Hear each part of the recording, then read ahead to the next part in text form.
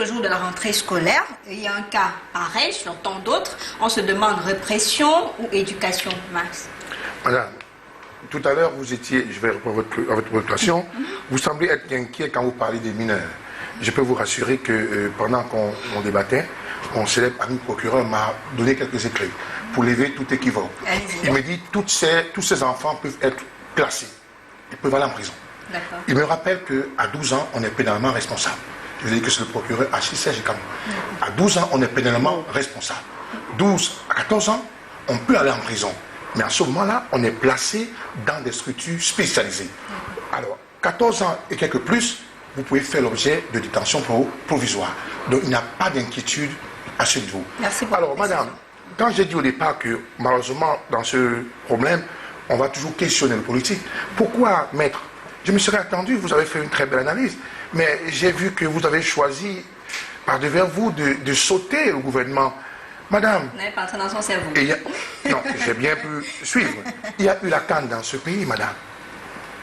Pourquoi on cherche toujours autour de nous? C'est ceux qui nous gouvernent qui sont les premiers responsables. Si vous ne mettez pas sur pied un programme solide, eh bien, vous éduquez une population en l'envers. Il y a eu la canne dans ce pays, madame.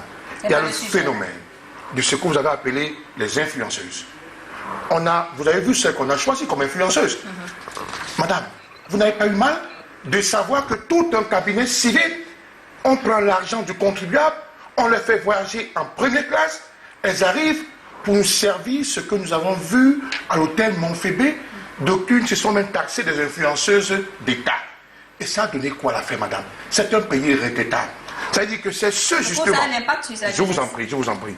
Mais bon Dieu, madame, si effectivement on peut se rendre compte qu'une dame qui peut poser nue peut être invitée au haut sommet de l'État, eh bien, on a dû en se poser la question, ceux qui sont normalement vêtis valent donc quoi? Non, madame, c'est un problème sérieux.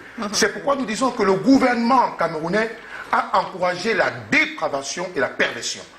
Simplement.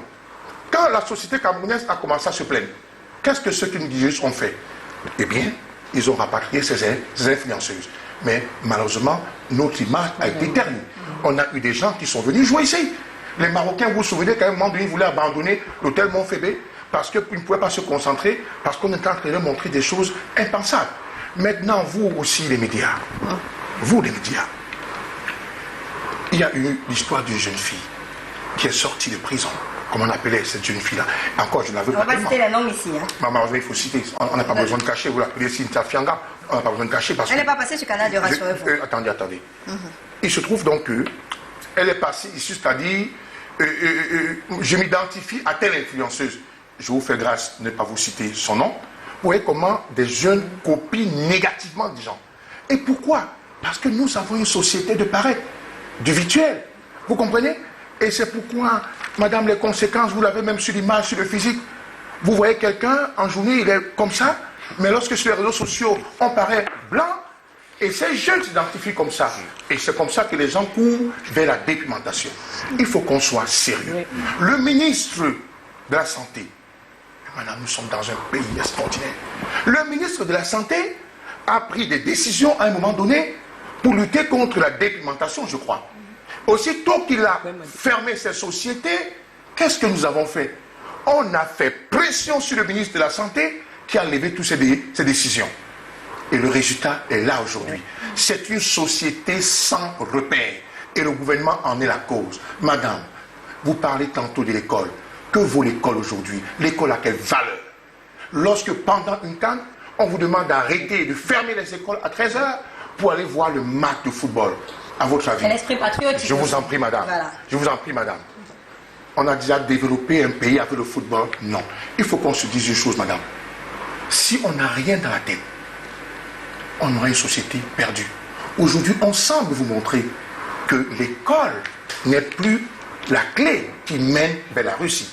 On a un courant qu'on appelle les influenceuses, qui pour moi, si on mène une véritable enquête, on verra que c'est des sources de blanchiment d'argent.